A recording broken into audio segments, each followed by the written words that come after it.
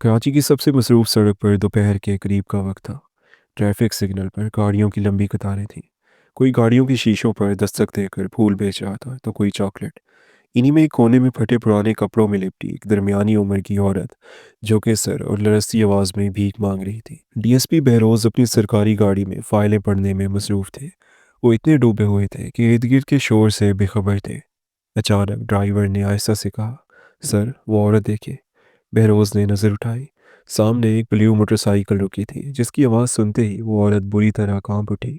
उसकी आंखों में एक ऐसा खौफ था जैसे मौत सामने खड़ी हो। जैसी मोटरसाइकिल की गड़गड़ाहट करीब पहुंची, वो एकदम से सड़क के कोने में जाकर बैठ गई। दोनों हाथों से सर छुपा लिया और सिसकने लगी। बहरोज को हैरत हुई। उन्होंने ड्राइवर से कहा, इस औरत को गाड़ी में बिठाओ। ड्राइवर चौंका, सर ये तो बेकारी है गाड़ी। मैंने जो कहा वो करो, बहरोज ने सख्त लहजे में कहा। ड्राइवर आगे बढ़ा मगर औरत घबराई हुई थी, जैसे किसी को पहचान गई हो। पुलिस गाड़ी देखकर उसके चेहरे पर एकदम खौफ छा गया। मगर जब उसने बहरोज की आंखों में नरमी देखी तो कुछ मुतमईन हुई। बहरोज ने नरमी से पूछा, तुम्हारा नाम क्या है? वो थोड़ी रुकी, फिर कपकपाते होंठों से बोली, जोबिया साहब। ये वो नाम था जो शायद बरसों बाद किसी ने उससे पूछा था। उसकी आंखों से आंसू बह निकले। बहरोज ने उसे थाने नहीं बल्कि बराह रास्त अपने दफ्तर बुलाया। उनके दिल में अजीब सा एहसास था। ये कोई आम बेकार नहीं लगती थी। उसके अंदर एक छुपा हुआ तूफान था। दफ्तर के कॉन्फ्रेंस रूम में उसके सामने चाय का एक कप और बिस्किट रखे गए। वो चुपचाप देखती रही। कुछ देर बाद कांपते हाथों से चाय उठाई। बहरोज ने नरम लहजे में पूछा, जोबिया, तुम वो ब्लू मोटरसाइकिल देखकर इतना डर क्यों जाती हो? वो खामोश रही, फिर आहिस्ता से गर्दन झुका ली, जैसे उसके पास लफ्ज़ नहीं बचे थे, सिर्फ जख्म थे। बहरोज ने फौरन सिग्नल के सीसीटीवी फुटेज मंगवाए। स्क्रीन पर नजर आई ब्लू मोटरसाइकिल पर बैठा एक भारी जिस्म वाला आदमी, काली ऐनक और चेहरे पर जालमाना मुस्कुराहट। दूसरी तरफ वही जोबिया कांपती हुई। बहरोज ने फुटेज देखकर जोबिया से पूछा, क्या तुम इसे जानती हो? जोबिया का चेहरा पीला पड़ गया। उसके लब कँपकँपाने लगे। वो शैतान है साहब। मैंने उसकी आंखों में मौत देखी है। नाम बताओ उसका। राजा भट्टी। ये नाम सुनते ही बहरोज चौंक गए। यही वो गैंगस्टर था जो बरसों पहले लाहौर से गायब हुआ था। कई केस उस पर थे मगर कोई गवाही नहीं मिली थी। बहरोज ने आहिस्ता से कहा, मैं तुम्हारी पूरी कहानी सुनना चाहता हूँ, लेकिन जब तुम तैयार हो। मैं तुम्हें गिरफ्तार करने नहीं, इंसाफ दिलाने आया हूँ। जोबिया की आंखों में पहली बार इंसानियत की झलक नजर आई। उसने सर हिलाया मगर आंसू बह निकले। बहरोज जान चुके थे, ये सिर्फ खून की कहानी नहीं, इंसाफ के इंतजार की दास्तान है। जोबिया ने दरस्ती सांस ली। चेहरे पर सदियों का दुख फैला हुआ था। उसने धीरे से कहना शुरू किया, साहब मैं पहले एक आम औरत थी, एक बीवी, एक माँ।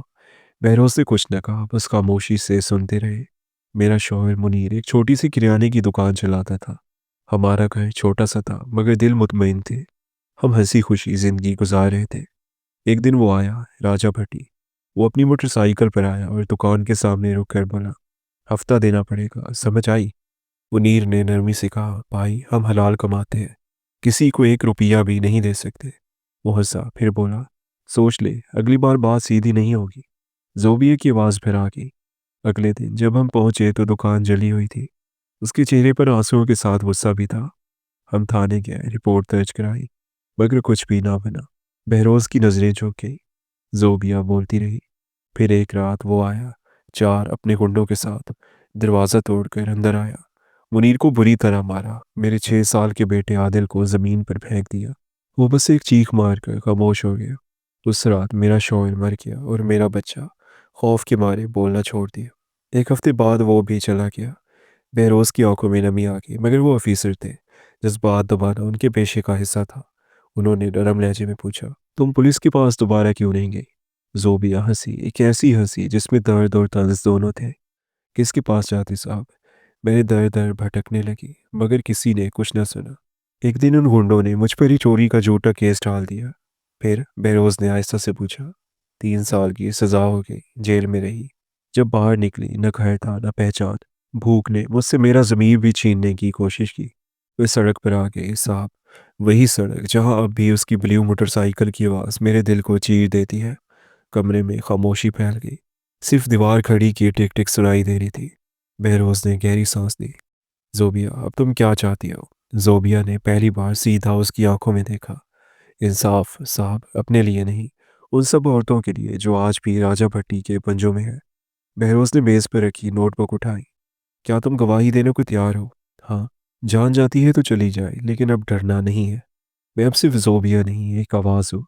बहरोज ने उसकी आंखों में झांका। वहाँ दुख था, लेकिन इससे ज्यादा हौसला था। वो जानता था ये केस आसान नहीं होगा, मगर अगर इस औरत को इंसाफ दिला दिया तो शायद लोगों का यकीन कानून पर बढ़ जाए। अब उसके जहन में एक ही नाम गूंज रहा था, राजा भट्टी, वो नाम जो जोबिया की जिंदगी के अंधेरों की जड़ था। अगले दिन सुबह बहरोज अपने दफ्तर में तना बैठा था। उसके सामने जोबिया की फाइल खुली थी, लेकिन फाइल में कुछ नहीं था। ना कोई शनाख्ती कार्ड, ना कोई पता, ना कोई सबूत। बस एक नाम जो सांस ले रहा था, जोबिया। वो फाइल बंद करके कुछ लम्हे सोचता रहा, फिर इंटरकॉम दबाया। जोबिया को अंदर भेजो। आज जोबिया पहले से कुछ मुख्तलिफ थी। उसने एनजीओ वालों की दी हुई साफ सुथरी चादर ओढ़ी थी, बाल संवारे हुए, चेहरे पर हल्की सी रौनक। वो झिझकते हुए अंदर आई। बेरोज ने कुर्सी की तरफ इशारा किया। बैठ जाओ जोबिया। कुछ लम्हे दोनों के दरमियान खामोशी छाई रही। जोबिया की आंखों से आंसू बहने लगे। वो समझ गई थी वक्त आ गया है कि वो अपने जख्मों को लफ्ज दे। साहब, मैंने इस शैतान को अपनी आंखों से औरतों की इज्जत लूटते देखा है। राजा भट्टी के फैक्ट्री वाले फार्म हाउस में औरतें बेची जाती हैं, कुछ को मजदूरी के बहाने, कुछ को नौकरी के वादे पर। वो औरतों की चीखों से खेलता है। बहरोज के चेहरे पर संजीदगी छा गई। वो अब कहाँ है? पिछले दिनों से मेन दरबार रोड के पास रहता है। पहले किसी और जगह था, मगर जब पुलिस का दायरा तंग हुआ तो जगह बदल ली। बहरोज ने फौरन अपनी स्पेशल टीम को अलर्ट किया। ये केस सभा में एफआईआर नहीं था, एक मिशन है, उसने कहा। अगली रात बहरोज ने एक खातून कांस्टेबल को भिकारन की बेस में भेजा। उसके कपड़ों में एक छोटा सा माइक और जीपीएस चिप लगा दी गई ताकि हर बात रिकॉर्ड हो। रात के 10 बजे के करीब एक पुरानी झुग्गी के पास वो बैठी हुई थी। 2 घंटे बाद वो आवाज़ गूंजी, ब्लू मोटरसाइकिल की, जैसे कोई पुरानी रूह फिर से जाग उठी हो। एक भारी जिस्म वाला आदमी उतरा, चमकती जंजीर, सोने की अंगूठियां, काली ऐनक। वही राजा भट्टी। उसके करीब आकर बोला, क्यों अम्मा, पैसे चाहिए? कांस्टेबल ने डरते डरते सर हिलाया। वो हंसा। पैसे मिलेंगे अगर काम करेगी तो। आज रात मेरे फार्म हाउस चल। ये तमाम गुफ्तगू बराह रास्त बहरोज के हेडफोन में रिकॉर्ड हो रही थी। बहरोज ने फौरन रेडियो पर कहा, टीम तैयार है, फार्म हाउस की लोकेशन बस निकलने वाली है। कांस्टेबल ने हिम्मत करके पूछा, कहाँ है तेरा फार्म हाउस मालिक? राजा कहका मारकर बोला, फार्म हाउस नहीं, औरतों का जहन्नम है, पिछले रोड पर है, वहां कोई नहीं बचाता। वो इतना कहकर उसकी कलाई पकड़ने ही वाला था कि पीछे से 2 मोटरसाइकिलों की आवाज़ आई। पुलिस के जवान सामने आ गया। राजा एकदम चौंका, मगर भागने की बजाय ब्लू मोटरसाइकिल मोड़कर अंधी गलियों में घुस गया। बहरोज ने रेडियो पर चीख कर कहा, राजा फरार है, सब यूनिट्स पिछले रोड की तरफ बढ़े। अंधेरी रात में गोलियों की आवाज़ें और ब्लू मोटरसाइकिल की गरज। पूरा शहर जाग उठा। राजा एक तंग गली में घुसा, मगर सामने खुद डीएसपी बहरोज सामने खड़े थे। राजा रुक गया, दोनों आमने सामने। बहरोज बोला, जोबिया को याद है? राजा हंसा, बहुतों में एक थी, तुझे भी भेज दूंगा उसके पास। इतना कहना था कि बहरोज ने अपनी पिस्टल निकाली और उसकी बाइक के टायर पर फायर कर दिया। ब्लू बाइक उलट गई। राजा गिरा, मगर जिंदा। पुलिस जवानों ने उसे फौरन दबोच लिया। वो चीख रहा था, मुझे छोड़ दो, मेरे लोग तुम्हें नहीं छोड़ेंगे। बहरोज ने करीब जाकर कहा, अब तो उस दुनिया में है जहां इंसाफ जिंदा है। राजा भट्टी को हथकड़ियों में जकड़कर थाने लाया गया। ये वो लम्हा था जब पहली बार राजा किसी के कदमों में गिरा हुआ था। थाने के बाहर हुजूम जमा था, मीडिया के कैमरे, लोगों की चीखें और हैरान चेहरों की कतार। राजा पकड़ा गया, ये खबर हर जबान पर थी। मगर डीएसपी बहरोज जानता था कहानी अभी ख़त्म नहीं हुई, बल्कि अब शुरू हुई है। राजा को हथकड़ियों में लाया गया। चेहरे पर गुरूर अब भी बाकी था। जोबिया को इतला दी गई। वो जब थाने पहुंची, राजा को देखकर उसकी आंखों से आंसू बह निकले, मगर वो आंसू कमजोरी के नहीं थे। वो एक माँ के जले हुए दिल का लावा थे। जोबिया आहिस्ता से बोली, ये वही है जिसने मेरे शौहर और मेरे बेटे को मुझसे छीन लिया, जिसने मेरा घर उजाड़ दिया। राजा ने सर झुकाए बगैर तंजिया हंसी हंसी। बहरोज ने उसे घूरा, जबान बंद रख, अब कानून बोलेगा। जोबिया ने बहरोज से कहा, साहब, वो अकेला नहीं था, ये तो सिर्फ चेहरा है, असली मालिक तो वो बाबू साहब है जो बड़े बड़े लोगों से जुड़ा हुआ है। बहरोज चौंक गया। बाबू साहब कौन? जोबिया ने आहिस्ता से कहा, वही जो पैसे देता था, औरतों की खरीदो फरोख्त का असल मालिक।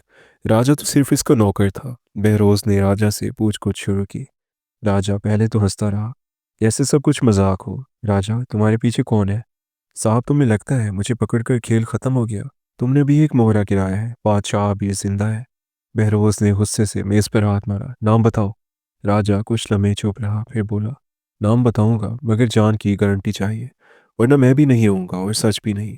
बहरोज ने खुफिया तरीके से एक स्पेशल इंटेलिजेंस टीम बनाई जिसमें सिर्फ दो लोग शामिल थे, इंस्पेक्टर जावेद और एक साइबर एक्सपर्ट। मगर अगली सुबह राजा अपने सेल में बेहोश मिला, मुंह से झाग निकल रहा था। जहर दे दिया गया है, डॉक्टर ने कहा। बहरोज कर जा, किचन इंचार्ज को बुलाओ, किसने खाना दिया। तहकीकात में पता चला एक कांस्टेबल ने रात की ड्यूटी बदल कर यह काम खुद किया था। जब पकड़ा गया तो रोते हुए बोला, सर मेरे बच्चों को मारने की धमकी मिली थी, मैं मजबूर था। बहरोज समझ गया बाबू साहब कोई आम मुजरिम नहीं, पूरे नेटवर्क की जड़ है। अब वक्त था अंदर घुसने का। उसने खुद को एक सहाफ़ी के रूप में बदलने का फैसला किया ताकि इस खुफिया नेटवर्क तक पहुंच सके। जोबिया ने बताया, बाबू साहब अक्सर एक एनजीओ के नाम पर लड़कियों को बचाने का ड्रामा करता है, मगर वहीं उनका सौदा तय होता है। बहरोज ने फाइलें मंगवाई। एक नाम पर नज़र जम गई, विलियम वेलफेयर ट्रस्ट, जिसका बानी था रमन खुराना, एक नामी गिरामी बिजनेसमैन, समाजी खिदमतकार और मीडिया का चेहरा। अगले दिन बहरोज खुद को मकामी सहाफ़ी अली शाह के तौर पर इस ट्रस्ट में दाखिल हुआ। इमारत शानदार थी, सफ़ेद दीवारें, रोशन लाइटें, खुशलिबास स्टाफ, मगर फिजा में एक अजीब सी घुटन थी, जैसे कोई चीख दबाई जा रही हो। जब वो बाहर निकलने लगा तो एक लड़की धीरे से आई और उसकी जेब में एक पर्ची डाल दी। बाहर जाकर उसे निकाली। उस पर लिखा था, हमें बचाओ, रात होते ही शैतान उतरता है। बहरोज के दिल में सर्द लहर दौड़ गई। अब यकीन हो गया, असल शैतान राजा नहीं, रमन खुराना है। बहरोज का दिल तेजी से धड़क रहा था। अब खेल बहुत बड़ा था। वो जान चुका था कि रमन खुराना ही असल बादशाह है, वही जो इंसानियत के लिबादे में हैवानियत का कारोबार कर रहा है। अगली सुबह वो एक मकामी सहाफ़ी अली शाह के बेस में दोबारा इसी ट्रस्ट पहुंचा। इस्तकबालिया पर बैठी एक पुरकशिश खातून ने मुस्कुरा कर कहा, अली शाह साहब, सर अहमद साहब आपसे मिलने के ख्वाहिशमंद हैं, प्लीज़ तशरीफ़ लाएं। वो अंदर गया। सामने बैठा था एक नफीस, खुशबूदार, महंगे सूट में मलबूस शख्स, रमन खुराना। वो बड़े एतमाद से उठा, हाथ बढ़ाया। मिस्टर अली शाह, मैंने आपका ब्लॉग पढ़ा, बड़ी हसास बातें लिखते हैं आप। बहरोज ने नरमी से मुस्कुरा कर कहा, आपका ट्रस्ट तो वाकई औरतों के हुकूक के लिए मिसाली काम कर है। रमन के चेहरे पर फखरिया तबस्सुम उभरा। शुक्रिया, हम औरतों को नई जिंदगी देते हैं, नई उम्मीद। बहरोज मुस्कुराया, मगर उसकी निगाहें इस तबस्सुम के पीछे छुपे दरिंदे को पढ़ चुकी थी। उसी रात तकरीबन 13 साल की एक लड़की दफ्तर के पिछले दरवाजे पर बहरोज के पास आई। उसका चेहरा जख्मों से भरा हुआ था, आंखों में खौफ की धुंध थी। साहब, उसने आहिस्ता से कहा, कल रात उन्होंने मेरी छोटी बहन को लेके बाबू साहब के फार्म हाउस पर, वो अब तक वापस नहीं आई। बहरोज के हाथ मुट्ठियों में बंद किया, खून खोल उठा। उसने फौरन अपनी खुफिया टीम से रब्ता किया, इंस्पेक्टर जावेद और साइबर एक्सपर्ट अहमद। अहमद ने ट्रस्ट के सिस्टम में हैकिंग शुरू की। कई खुफिया फोल्डर्स निकले। एक फोल्डर ऐसा था जो इनक्रिप्टेड था, लेकिन जब वो खुला तो बहरोज का दिल दहल गया। अंदर फार्म हाउस की लोकेशंस, लड़कियों के नाम और रेट्स दर्ज थे। एक मुकम्मल कारोबार जिसमें मासूम रूहें बेची जा रही थी। अहमद बोला, सर ये पूरा नेटवर्क डिजिटल है, हमने तमाम सबूत हासिल कर लिए हैं, मगर ख़तरा बहुत बड़ा है। ज़रा सी गलती पूरे ऑपरेशन को नाकाम कर सकती है। बहरोज ने गहरी सांस ली। अब पीछे हटने का वक्त नहीं, हम ऑपरेशन लॉन्च करें, ऑपरेशन काला साया। अगली रात एक सुनसान जगह पर वाक़ एक शानदार बंगला। बाहर से आम फार्म हाउस दिखता था, मगर अंदर इंसानियत का कब्रिस्तान। बेसमेंट में अंधेरा, बदबू और लोहे के पिंजरों में कैद लड़कियां। कुछ के जिस्म पर जख्म, कुछ दीवार से सर टिकाए चुप। एक दीवार पर खून से लिखा था, मैं मरना चाहती हूँ। बहरोज की आंखें भर आईं, मगर वो जानता था आज आंसू नहीं, एक तूफान चाहिए। रात 1:30 बजे ऑपरेशन काला साया शुरू हुआ।